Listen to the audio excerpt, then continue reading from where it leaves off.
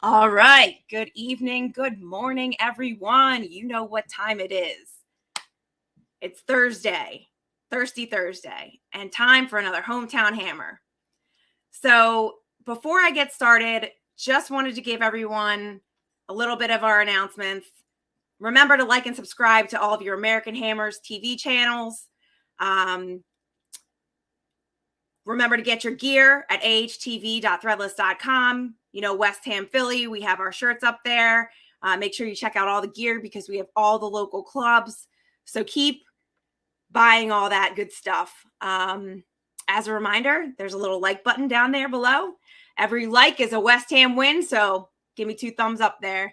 All right, everyone. So tonight I have a special edition of Hometown Hammer. A very long-awaited interview that I've been wanting to do from quite a legend over there across the pond. So what a lot of you don't know is tonight I'm actually recording ahead of time. It's Saturday morning here in the US and Saturday afternoon in the UK. And this is one of my favorite podcast hosts. And I'm going to give him a little bit of an introduction here, and he will tell you all about his channel and how you can like and follow him, because to me, he's one of the best out there. So you definitely need to like and follow his channel. So without further ado, I am going to introduce my Hometown Hammer of the Week, Jake from West Ham Unofficial. Hi, Jake. Hi, Katie. How are you? I'm good. How are you? Yeah, not too bad. Well, that was an introduction. I was waiting for somebody good to come in then. Oh, it's me. Wow, look at that. Yeah, of course. How many followers do you have now, Jake? I mean, you've just been crushing it. yeah, we are getting ever closer to 2,000. I think we're all about 1,800 just over. So we're fully on the road to 2,000 on YouTube. Oh my goodness. Did you ever think that would be the case with your channel? Oh, no. Well, I started it last September as a bit of fun and got on a few channels, got to know some people, and it's just never looked back, and it's kept on going and going and going. Oh my goodness. And you're just a star now. Oh, thank you. Well, it's always an honor for me to come on your show. I know I'm just a little old American here in Philadelphia supporting that big, massive West Ham team we have. So thank you so much. I cannot thank you enough. It's a pleasure to have you on. Thank you very much for always coming on. I hope everyone across the pond loves my accent. You know, that's what I'm really going for, that they really love that American accent of mine. Because, you know, my football talk, hopefully they don't think is rubbish either. I'm sure they don't. Definitely not. So let's get into it. Yep. So obviously you were born into the West Ham fandom. Tell me about like your first game. What were some of your memories? Did you get to any of the other stadiums? Well, my first game's always stuck with me. With the first game I can remember, I believe it was my first game. It was at Upton Park. We played Sunderland, I think it was, and I believe it was in 2013. And typical West Ham, it wasn't a fantastic game. It was 0-0 on the 89th minute, and because I was small, I had to stand on the seat to see it. I just got down. We were right at the top. I forgot what stand it was, but right at the top, and it was incredible, and that'll always stick with me. But a proper West Ham performance where we weren't great, I'd always remember that, but we managed to score right at the end, which was incredible. You're very, very lucky, because my first game, it was 1-1. We tied against Leicester, and I was really hoping for a win. I wanted to enjoy that while being over across the pond, but we still had a great time regardless. So, but since then, I'm sure you've been to many games, and now, you're one of our first official podcast guests that have gone to games this year. Oh, so yeah. What is it like? Oh yeah, it's brilliant. We went to, I mean, before COVID, we tried to get to as many games as we could, but we managed to secure tickets for Newcastle away, and that was first game of the season. That was incredible. Obviously, the trip up there was stupendously long, but we got there, and And that was incredible. First time being back in, a big football stadium for 18 months. As you know, the away section in St James's Park is right up in the sky. So we were right up in the sky. So we won 4-2. Yeah, incredible to be back. We've been to a few games since then, but yeah, fantastic to be back, and of course, fantastic to go to the games. Fantastic pleasure to have. Did you get goosebumps when you were there? Oh yeah, Newcastle away was probably my favourite game I've probably been to, because just being back and our performance and how we came from behind, and the fans were incredible. We took 3,000 up there and we were incredible, and yeah, definitely got goosebumps.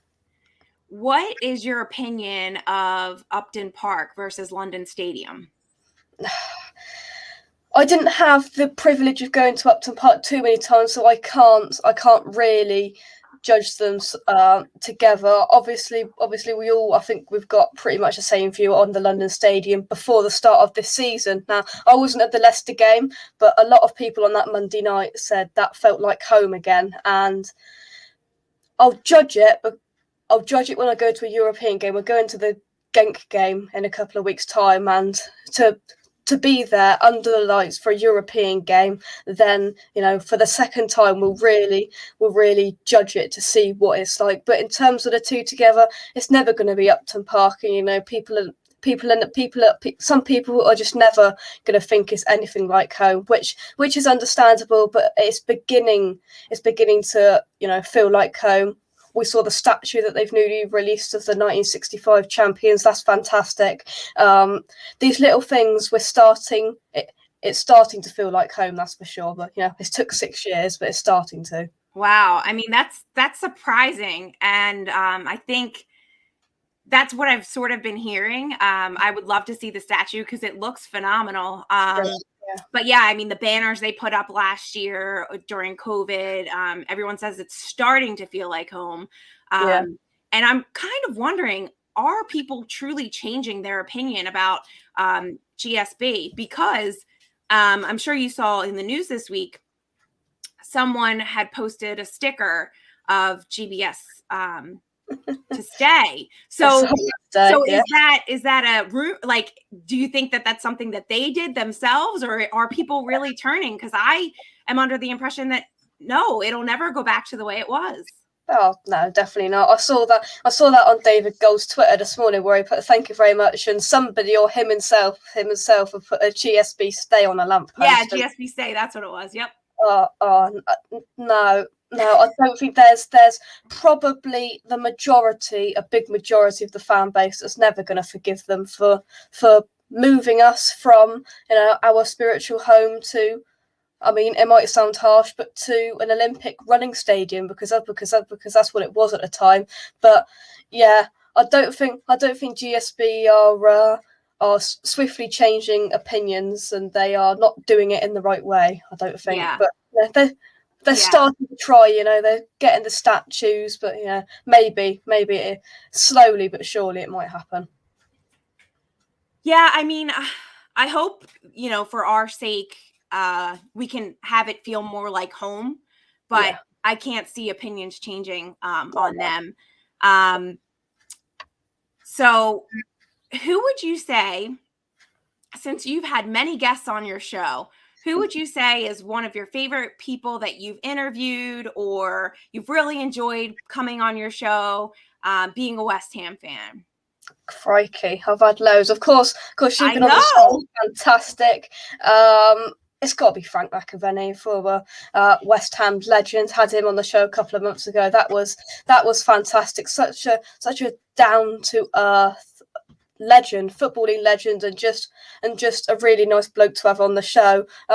A couple of other West Ham players we've had on, but it's hard to pencil down fans. That's so many. I mean, we've had you on. We've had fans from New Zealand, Australia, America, England. We've had Peach from Canada. Yeah, Peach.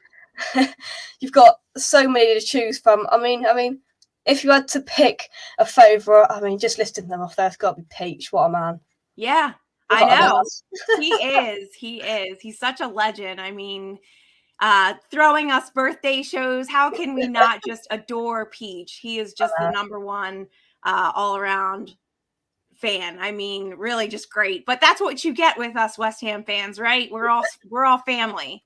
Oh, definitely, yeah. So what would you say has been your favorite game? Was it the one that you saw, the first game that you remember?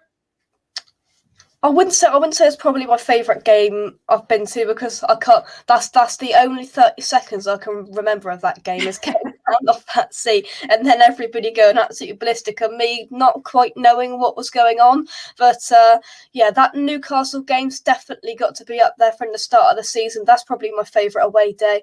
There's been others away days when we beat Watford 4-1. I think that was great, but it's got to be that Newcastle one for me. That just the nostalgia of being back there, and just everything about it was perfect. Yeah.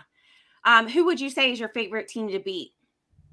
Oh, well, it's difficult because obviously we all absolutely hate Spurs and about it, but I hate Spurs, but the one club that's probably on par with them is Arsenal. I cannot stand Arsenal, mainly because two of my best mates support Arsenal, so I love it when they lose because you can just about it. And I've done plenty of that in the last 2 years because they're not on the best of forms. It's got to be those two clubs from North London, just Spurs and Arsenal. Absolutely. We definitely have the same result here in the US. We get a good mix because so many people here support so many different teams, but Spuds is definitely number one, and Arsenal or Chelsea coming in at that close second.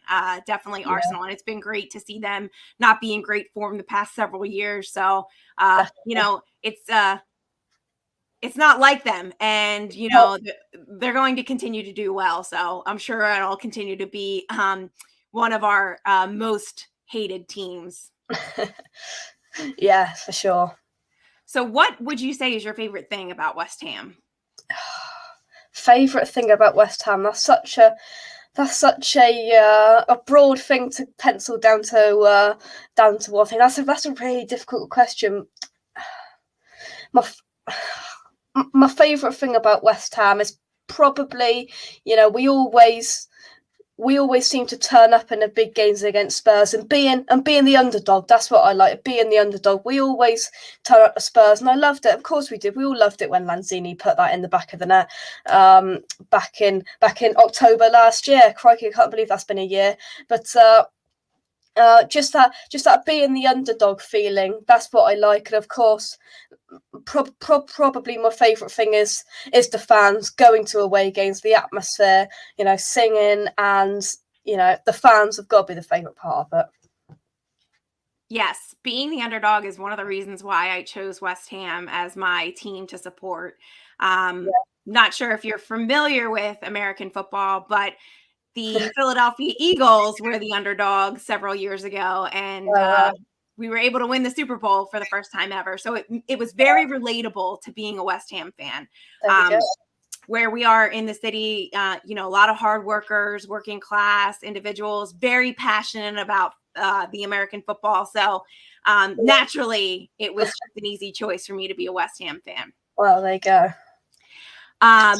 So since you love the fans and you love going out and singing, tell me what your favorite chant is. And guess what? We're going to make you sing it. Oh, no.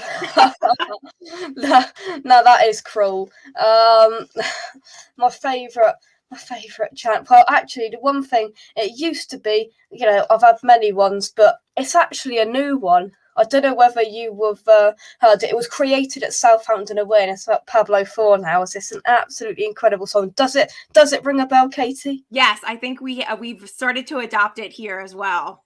Oh, well, there you go. Right then, you want me to sing it, do you? Only if you feel up to it.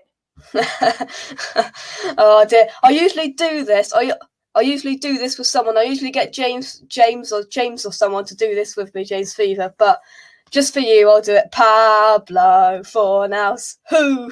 Pablo Fornals. He hates paella. He drinks Estrella. We're going to Vienna. What a song. I love that Oh, song. my goodness. Yes, that's exactly it. You did such a wonderful job. Thank you. Bravo. Everyone's going to be so excited in the chat when they actually get to hear you do that. Oh, it's so exciting. There we go. Well, you got it here on American Hammers TV. I did. I lucked out. We have some people that will sing and others that won't. So you definitely take the cake there. Brilliant. Okay, so tell me about your favorite kit. I imagine you've had several over the many years of being a fan. So which one is your favorite? Which one was my favourite? It's got to be two. I used to have it here actually, but I think I took it down in my background. My two favourite kits. I've got to take it down to one then, haven't I? My two.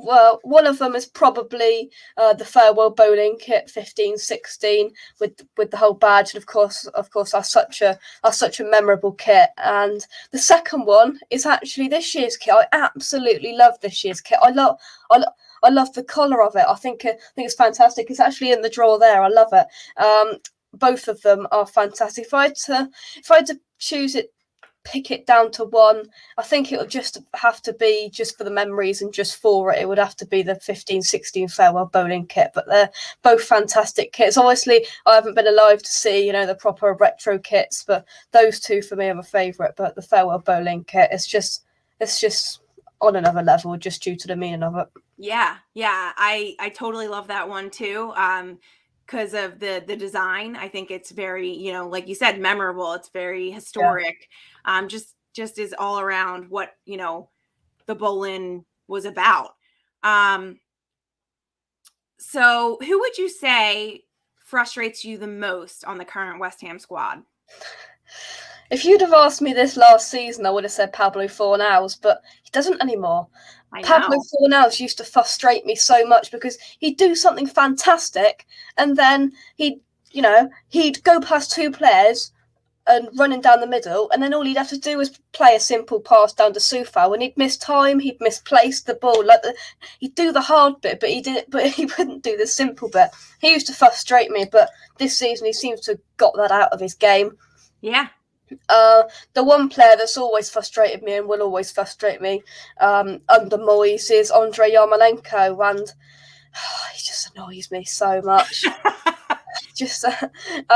But then again, he could be a weapon this season in the Europa League. He looks decent in the Europa League game he played at the London Stadium against Rapid Vienna the other week. He looks decent, but that's going to be his level, I'm afraid. And we come up against Everton this weekend, and I believe it was Everton who scored that banger against a couple of years ago to get us kick-started again, because we were in quite a bad place at that moment, and that got us back kick-started again. Of course, he's brought us the memories. He's brought us that fantastic goal at Goodison Park. He's brought us the goal that's probably gave us lift off to where we are now, back in July 2020, where he netted that goal against Chelsea, which saved us from relegation that season and really kick-started us to where we are now in Europa League. And never looks back since. He does frustrate me, but you've got to look back at those moments where he's really done us well. But the way at times he's just not a David Moyes player,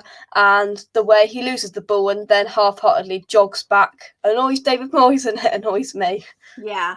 No, I absolutely agree with you on that. I think he has been very frustrating. I think, obviously playing in the Euros, I think it's a little bit more of his pace, and that's why he does better. So I can completely agree with you, and half-heartedly running back and not, getting after the ball is something that really frustrates me. One of the things I do enjoy about Antonio is the fact that, if he loses the ball, he's going right back after it. He doesn't give up. And he frustrates me a lot with his finishing, did at least last year. But, at least he puts his heart out on the line. So I can agree with you about Yarmolenko. Yeah. So speaking about Everton, what do you think it's going to be like? Because obviously this is going to be, either way, it's a big game for Moyes, right? Oh, yeah. So how do you think he'll fare against Everton? How do you think we'll do? It's going to be a difficult game. We've got to get back to winning ways, obviously. I was at that Brentford game, and we let it was difficult because we let that free kick. We conceded that free kick, and funny enough, there was a subscriber of my channel behind me, and he says he watches American Hammers TV as well. So I turned to him and said, I got a bad feeling about this. He said, yeah, so do I. And then there was no one sat next to me, so they scored out of anger. I kicked the chair and off we went. That was frustrating. We've got to get back to winning ways. David Moyes will know what went wrong against Brentford, and when he gets his players back after international break, hopefully they're all unscathed and not injured, especially our man Declan Rice. But we never win at Everton. That's the thing. We're so difficult. We've been to Everton. I've been to Everton. I think it was in 2018 where we lost 2-0.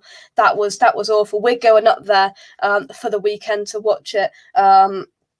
And we just never win at Everton, but we've got to take some positivity up there. Of course, we've got to. We've got a massive month once again. We've got the opportunity this month to get through the Carabao Cup and get one step closer to winning that trophy. We've got some crucial games in the Premier League to consolidate us in the top half of the table, and this is one. This is a very crucial game for David Moyes on a personal level, and of course on a professional level. He will more than anything want to get back to winning ways, because it's very easy having European football playing Thursday, Sunday, or Wednesday, Saturday, whatever it is. It's very easy for it to spiral out of control. It's very easy to lose 2 or 3 Premier League games on the trot and slowly fizzle out, and then a couple of injuries hit, and all of a sudden you've got a crisis, and all of a sudden we're in trouble. We don't want that to happen. So are crucial, and David Moyes will know this, it's crucial this season that we go as long as possible without losing 2 Premier League games on the trot, or 2 or 3 games on the trot, because then the morale in the dressing room goes down. Then to get points, to get a win just becomes harder and harder every week. So this is a massive game for West Ham. Everton won't be an easy side to beat. We all know that. They're a very stubborn side. I think they've got Rafa Benitez in charge, a very, very good manager. So it's going to be a difficult game, but we've got to trust our team. I can't see us getting more than a draw. I don't know why I'm being so pessimistic about this game. But a draw. More than a draw. I never say that. No, we are going to win this game. We are going to win this game. But I don't know whether I'd take a point now out of it. I probably would take a 1-1 draw and a good performance. I'd take that out of your hand now. But not an easy place to go, and we can't underestimate the team on Merseyside. Yeah, I completely agree with you. I think that we have the capability of obviously pulling ahead. We've just had such hard, difficult matches with Everton, so I'm leaning a little bit more towards a draw. Like you, I don't want to be negative, but that's where realistically I think we'll end up. But I want to take it, and with you guys being at the game, of course, having a win would be phenomenal. Oh yeah, definitely, and for the vlog that'll be on my channel, West Ham Unofficial, if we score, it's always good. It's always good on the match day video. If we score, to see the celebrations, that's always good. Hopefully we'll be all right. How do we find the vlog? So for all West Ham games I go to, we will tell you on different shows when I'm going to the game. So when I don't go to the game, I do a build-up show before the game, talking about the starting lineup and all that. And when I go to the game, I aim to, under different circumstances, I aim to get my video up on my channel about 10 o'clock that night of the game, but it depends what time the game is and where we are. So it probably won't be out until, Sunday? Probably until Monday, because we've got to travel back from Everton. So it will be on the channel by Monday, that is for sure. Going for our whole weekend in Everton, and of course the game at Goodison Park. All right, well, hopefully everyone in the chat will make sure that they go out and watch that after the game against Everton, and hopefully Jake will be on there telling me that we were wrong and West Ham did it. So that would be exciting. Yeah, definitely. Hopefully we can get them 3 points and get the morale back up. And then, we move on. What have we got after that? Let me have a look. We've got Everton, and then the games just keep on coming. Yeah. I know. I agree. I don't remember who we have after. I'll have to take a peek. Here we go then. So we've got Everton on the 17th. We've then got Genk on the 21st. Yep. Spurs on the Tottenham. 24th. And then, Man City in the Carabao Cup on the 27th. So here we go. Between the 17th and the 31st, what's that? So that's 2 weeks. We've got 1, 2, 3, 4, 5 games. We've got 5 games in 14 days. Yeah, it's going to be rough. And, last year I thought we were really going to struggle with injury, just with the seasons being back to back, with one another. This year I am definitely nervous with, Euros, Antonio playing international. Yeah. So that's not even a game every 3 days. That's less than a game every 3 days. And that's very difficult on the body. As a We're soccer quite lucky there. We're quite lucky there, to be honest, because all of those games are at home after the Everton game. Genk's at home, Spurs is at home, City's at home, and then we've got Aston Villa away. So, 3 out of them 5 games are at home, which is, fell quite luckily for us there, though. Yeah, no, that is very fortunate. Yeah, we are lucky. As a former football player, just the toll it takes on your body. Yeah. It's just, people don't understand that. So hopefully we can just, like you said, pull it together, get at least one win out of the next 2, and keep things moving. We, like you said, we can't get 2 losses in the Prem. We really need to stay strong. So I'd take a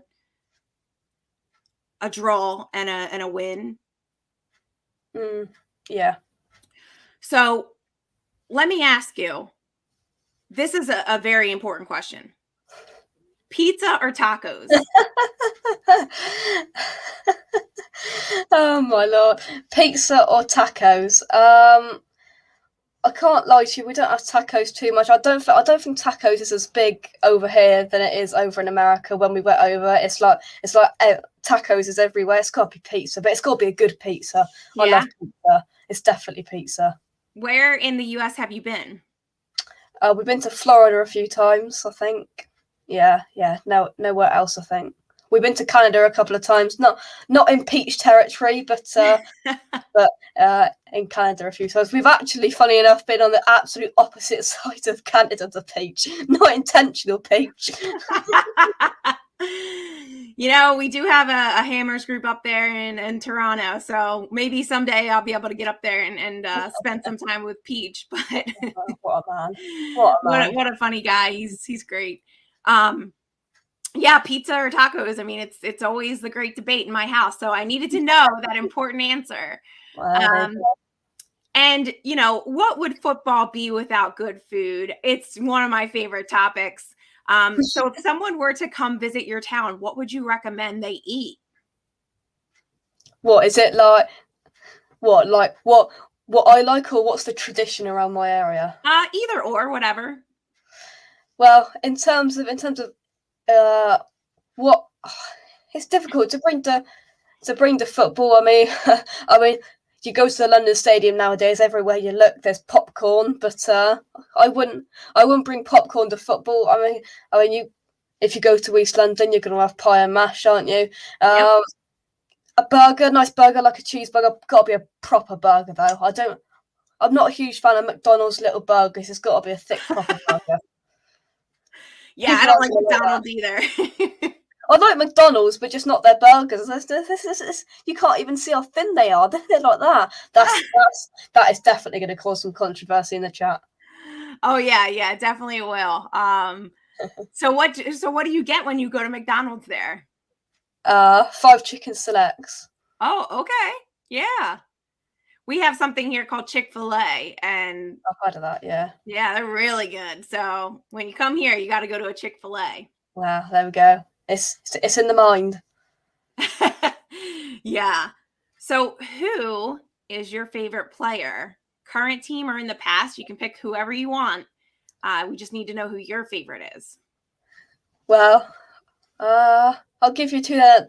I'll give my current player now. If we were looking at it currently now on form, I'd say Jared Bowen. I think he's been a fantastic this season. Yeah, it will surprise some people. I think Jared Bowen is criminally underrated. Certainly this season, not so much last season. He was good last season, but Yep. I feel like even David Moyes said it. Coming back from pre-season, he was the fittest player coming back because he's out in where he lives in the fields farming over the summer. He's not sat back watching telly on his 60-inch TV in his mansion.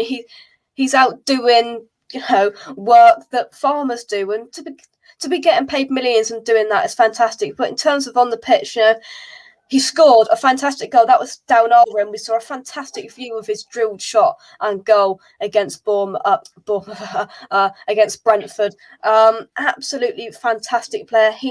It feels like he's come on about 2 levels this season, and I've probably been his biggest fan this season. But in terms overall from the squad, it's got to be Declan Rice. He's our most valuable player. He's what just keeps it ticking round. And whether it's been a positive move for Thomas Souček with Declan Rice, progressing forward and scoring goals, it definitely hasn't helped out Thomas Souček. But now Declan Rice is scoring goals, so it's whether David Moyes wants to take the sacrifice of Thomas Souček not playing very well and Declan Rice scoring goals, or go back to what it was last season. I'm sure that's brewing in David Moyes' mind over this international break. That is for sure. But it's got to be Declan Rice from the past. I mean, you've got somebody to choose from, haven't you? It's got to be. I mean, he's still in the squad. You can't deny Deck. I mean, come on. Rice, baby. Rice, baby. He is just so consistent. We'll go Rice. There we go. I Rice. love him. Just Rice, end of story. All right. Okay, so here's another really important question. I call it the battle of the Czechs. Which one would you pick, Souček or Coufal? Coufal. I love him. Yes! I picked the right answer. What would have been your reaction if I would have said Souček? I mean, I understand, but I am a Coufal fan forever. He's my man crush, as I say, and the chat all laughs.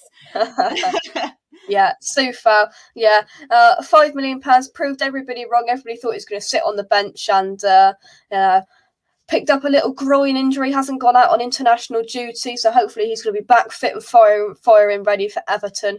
But Vladimir Coufal. Oh, I love it. Love that passion, the fire.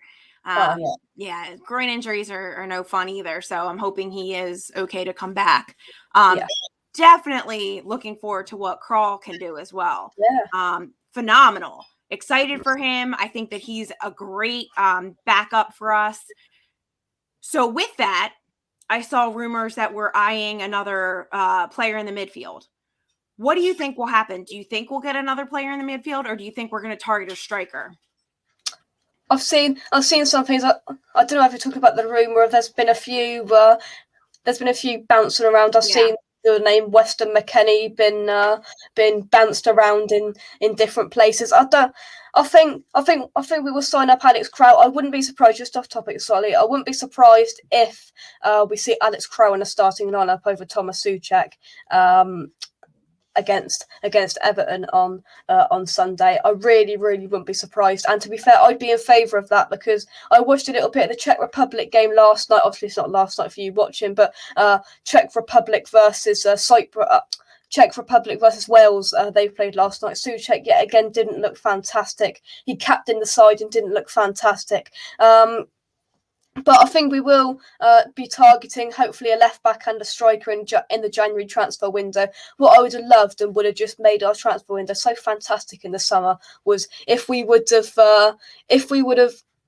just signed that Nicolas Tagliafico that was being bounded around in the last few hours of the deadline day. That would have been fantastic. And if we would have signed one of these strikers, one of the millions of strikers that we were rumoured with, a striker and a left back have got to be the priority, and they should be.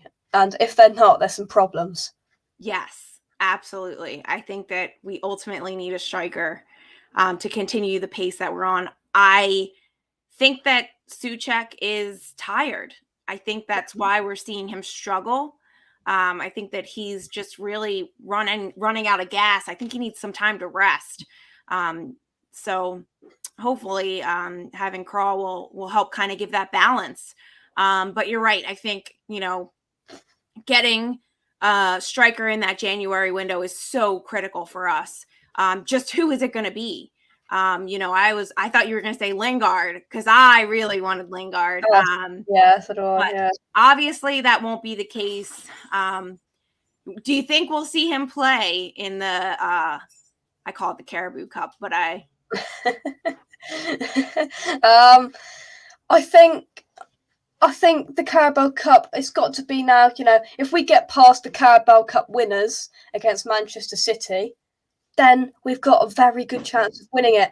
That game was fantastic. The way that Lingard tried every single dive and excuse in the book to try and get a penalty.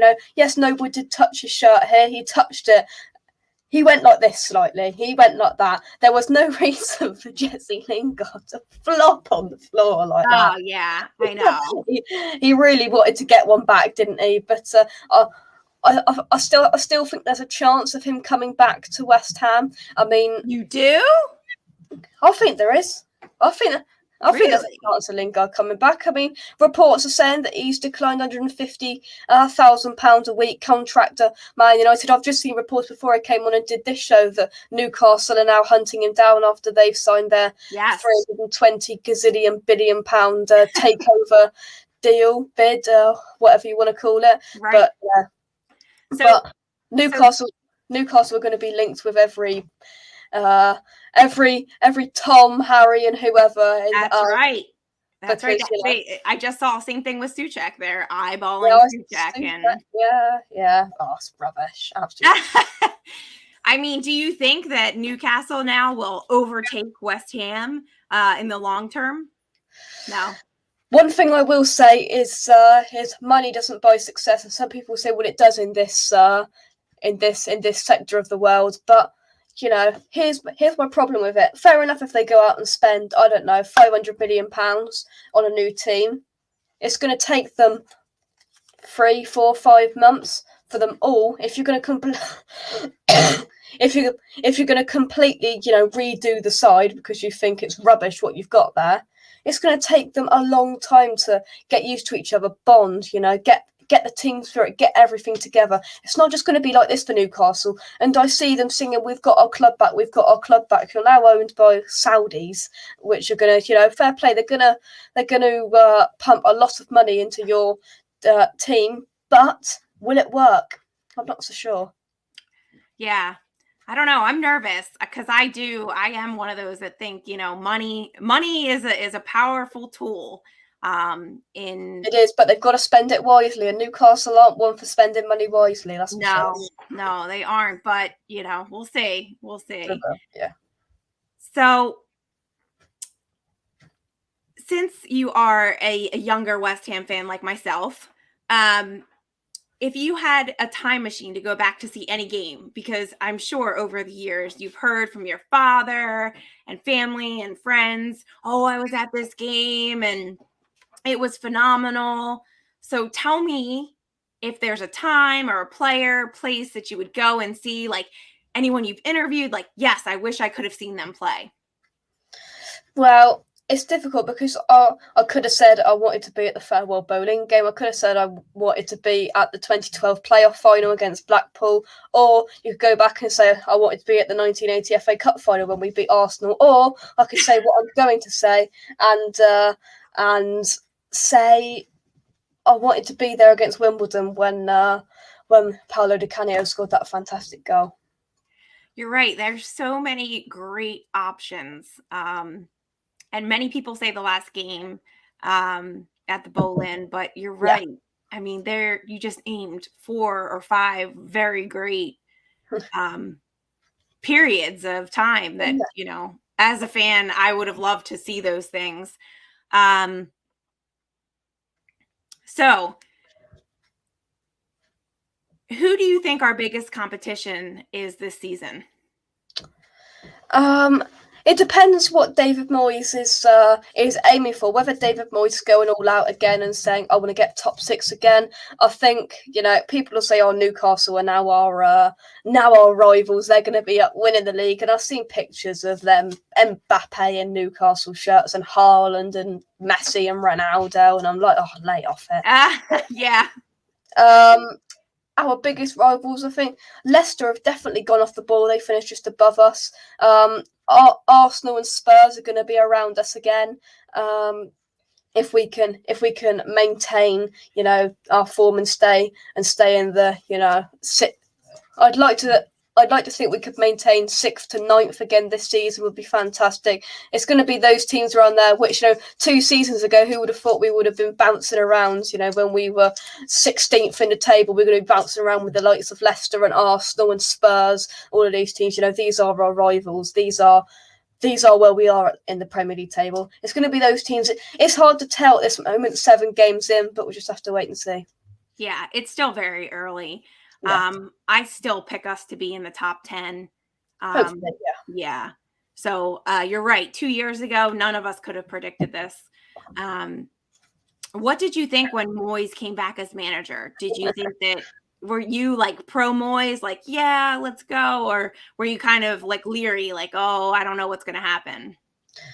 I can't actually remember it too vividly, to be honest. Mm-hmm. I can remember talking about how excited I was when Pellegrini was manager. Yeah, I can remember going to school to be, oh my God, we've got the Man City manager who won the league as our manager. Oh my God, we're going to win the league. This and that and the other. Don't forget, I was like 9 years old.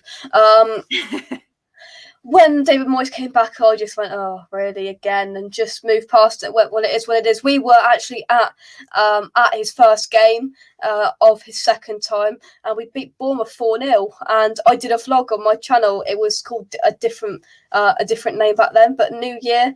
It was New Decade, because it was the 1st of January 2020. New Decade, New Year, New West Ham, it looked like. And then the next week, I think we lost to some team in the Carabao Cup or something, but but I can't really remember it vividly, but I'm sure I wasn't all for it, to be honest. Yeah, I was definitely very skeptical. I didn't think that he was going to be able to do what he's done. He's definitely built a new empire here at West Ham, and I think it's only going to continue to improve. I get frustrated with his substitutions. I think he waits too long as everyone else, right? Yes, definitely. So, but I'm very proud of what he's done thus far, and very excited. So, you've gone to many games, and how many stadiums would you say you've been to in the Prem? I can tell you, because I've got just up here. I can't show you because I'll have to turn everything around. But I've got a football grounds map up on my wall here to every ground I've been to. So if I just go like this, if I bring my microphone so I can see it. So I've been to Bournemouth's Vitality Stadium. I've been to Southampton, Cardiff, Swansea, Bristol Rovers, Stoke, Man United, Liverpool, Everton, Newcastle, Watford, Arsenal, of course West Ham Stadium, and Crystal Palace. So that's 1, 2, 3, 4, 5, 6, 7, 8, 9, 10, 11, 12, 13, 14, 15 different Premier League stadiums. Holy cannoli. That's a lot. And that's all up on my football grounds map up on my wall here. You'll have to send me a picture, because that sounds pretty cool. Yeah. So I don't know if you have had this, but another very important question: apple pie or meat pie? I don't think I've ever had what meat pie is in like a savoury meal. Yeah. Oh, I see. It's got to be a meat pie. Yeah, well, here in America, we have pretty good apple pie. So, I see. Yeah, that's why we always. That's probably why you get apple pies in McDonald's, then, is it? Yes, a lot of people do get them at McDonald's. Do you have them there? Yeah, we do. Yeah, on our menu. Yeah. I don't know if they're as good though. Probably not. I can't promise that. No. Not a McDonald's fan. So do you play football at all on your own?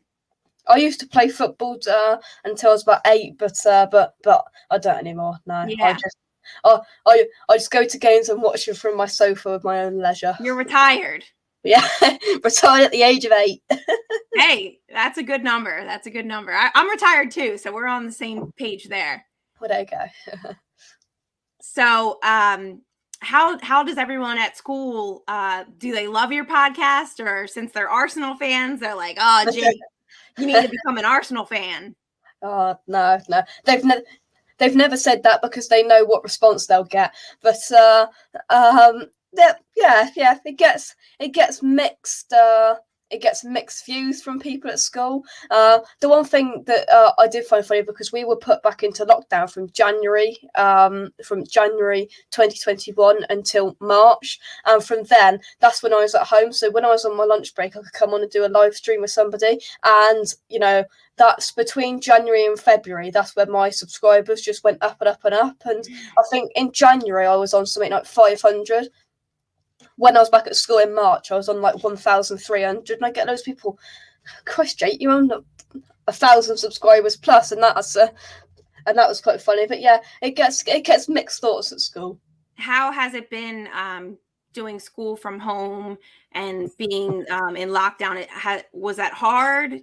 Frustrating? Yeah. It weren't great. The first lockdown was all right, but the second one dragged on a bit, that's for sure. But it did allow me to do more content in breaks and lunches and lessons that I didn't have to free lessons and stuff. But yeah, obviously it's better to be at school, as everybody says. We did a lot during lockdown. We had a lot of shows. We started hosting. I think that I was doing a show with Rebecca, Specky Becky, for a bit, and I think that's when I started to do this. And we picked up doing shows almost every night during lockdown here. Yeah. So really did, same here. We really picked up. So that's great for you. It's exciting. Yeah. Is there a game you're looking forward to going to most this season? Because I'm sure you're going to several more. Yeah, we will be. I don't think there's many more penciled in, but I'm so looking forward to going to a European night at the London Stadium. We're going 21st of October, the Genk at home game. And I found out in the last week, which is going to be fantastic, Genk have the most fiery and the most entertaining and fightful fans in the whole of Europe. And we are situated with our seats right next to the away fans, so that should be fun. Wow. But I am really, really looking forward to going to a European game, because last time, Rapid Vienna, there was a whole lights show, so I'm expecting that the full works. Well, there was a light show, there was music. I'm just buzzing for it. Thursday night, London Stadium, European game against Genk, under the lights. I'm looking forward to it. Now, that will be a good video, I'll tell you that. Wow. Yeah, looking forward to that. I can't imagine, because my brother and I, we were up like in the nosebleed section in London Stadium, and it was a night game, and the lights were on, and we just were so excited to be there. And so I can't imagine going there and seeing a show and being next to the opponent's fans and them being rowdy. Well, it will be interesting, that's for sure. Yeah, it will, because we were just so excited to be around everyone screaming Claret Blue Army and Forever Bubbles. So bring back memories for me, Jake. So any other big interviews you have coming up on West Ham Unofficial? Oh, nothing penciled in, but I'm sure if you subscribe and hit the bell icon, I'm sure there will be things coming. I am sure. He gave me the wink, wink, guys. That means hopefully that. See that? Oh no, I'll give it away. Hopefully that pesky American will be back on. So Jake, can you do an American accent? Oh no, it would. I would lose subscribers. I'll tell you. I'm all right. Well, it's my show, so you don't have to worry about that. No, I did the singing, but I would make a right fool of myself if I did an American accent. That is sure. Fair enough. My British accent is horrible. So. Well, hopefully I'll be able to get back over there soon, and hopefully catch you at a game, see you on your vlog. Be pretty fantastic. But again, you've been doing a fantastic killer job on your podcast, and so always thankful to be a guest. Thank you so much for coming on today. I hope that you will get better this week, and hopefully we'll have that win over Everton. Hopefully. A long way up there, about 5 hours up there in the car, 5 hours back. So West Ham, please make it worth it. That's right. And you know what? Everyone heard it here on the show first that Jake picked Soufal as the number 1 check. I certainly did. All right, so we're going to leave everyone with a good old come on, you Irons. Cheers, guys. Go on, your Irons. Thanks, guys. Have a good one. Stay well.